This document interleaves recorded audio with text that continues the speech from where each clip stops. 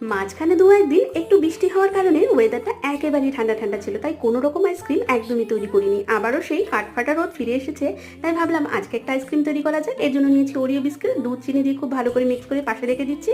এখন কিন্তু নিয়েছি একটা কফি কাপ, এটাকে আমি প্রথমে হোয়াইট চকলেট মেল্ট করি কিন্তু চারধারে এইভাবে লম্বা লম্বা করে একটু লাগিয়ে দিচ্ছি, দিয়ে কিন্তু এটাকে ফ্রিজে সেট হওয়ার জন্য 2 মিনিট রেখেছিলাম।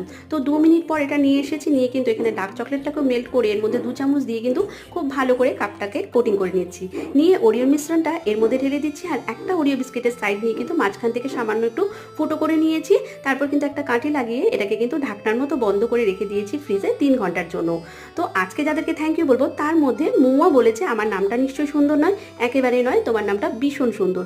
আর আজকে যাদের থ্যাংক ইউ বলবো তারা হচ্ছে রিমি, রোহিত, রিমঝিম, তোমাদেরকে অনেক অনেক থ্যাংক ইউ। তো দেখো আজকের আইসক্রিমটা ভীষণ সুন্দর সেট হয়ে গেছে, দেখতে যতটা সুন্দর খেতেও কিন্তু ততটাই টেস্টি হয়েছিল। তোমরাও বানিয়ে খেও। ভিডিওটা ভালো লাগলে লাইক শেয়ার সাবস্ক্রাইব করে পাশে থাকার অনুরোধ রইল।